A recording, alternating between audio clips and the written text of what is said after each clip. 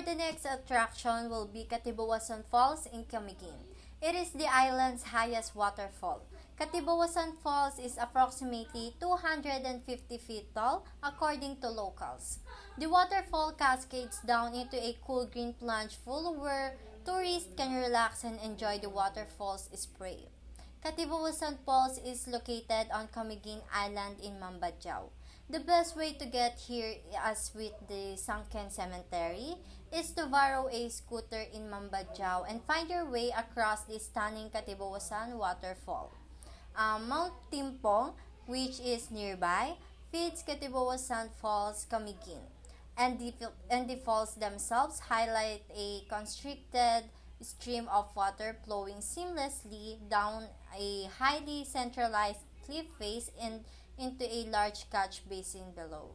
The shallow lagoon at the base of the falls is ideal for cooling off in the fresh, crystalline water while admiring the lush jungle surroundings. Some of the areas around the catch basins are man-made, but they have done their best to maintain the natural ambience of this popular waterfall.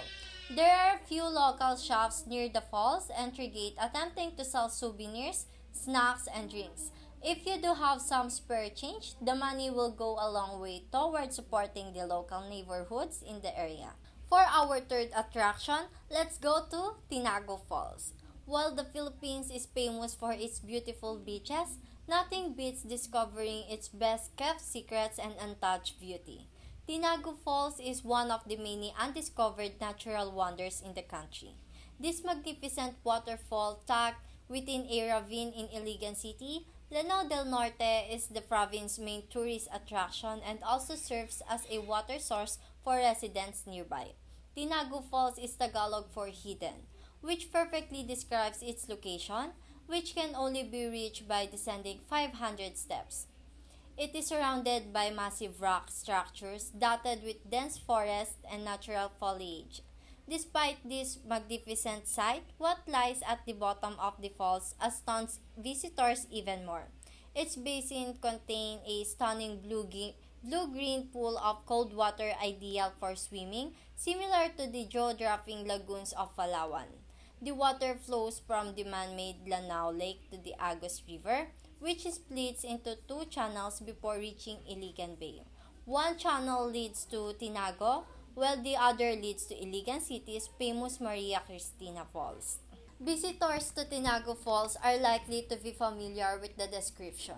And just to keep you up to date, here's what we know so far. Legend has it that once upon a time, a powerful Sultan Agok and his wife were elected king and queen by their people.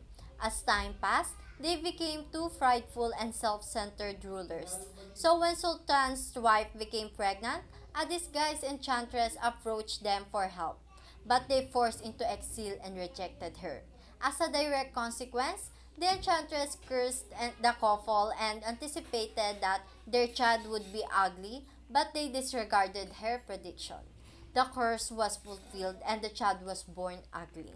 The couple was disappointed because they expected that the baby to be just like her mother.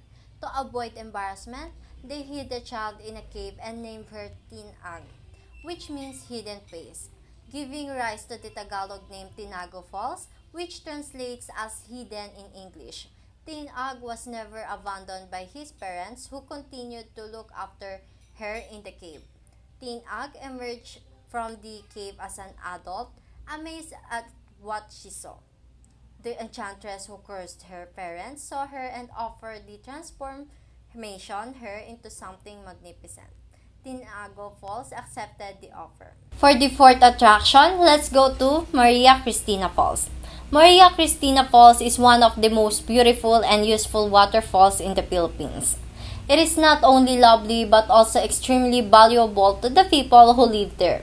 The 320-foot waterfall has a strong current and a capacity of around 200 megawatts, supplying 70% of Mindanao's electricity. Swimming in the Maria Cristina Falls is therefore prohibited. A visit here, on the other hand, will not disappoint because you can still admire it from distance and simply hop from one waterfall to the next, such as a Tinago Falls. Because of its abundance of waterfalls, Iligan is known as the city of majestic waterfalls. Filipino love, and legends, so it's not surprising that you'll hear a lot of stories about the place you'll be visiting. This is one of the most intriguing aspects of visiting the Philippines. Our journeys are made more interesting and memorable by legends and folklore. According to legend, Maria Cristina Falls was actually twin sisters. Once upon a time in Iligan, there lived the lovely twin sister Maria and Cristina, who both fell in love with the same man. The man adored them both and couldn't decide between them. The twin sisters were willingly to give up their lives for one another because they loved each other so much. The youngest, Maria, went to the falls and jumped. Christina went there and jumped as soon as she found out. Their bodies were buried beneath the falls by the man.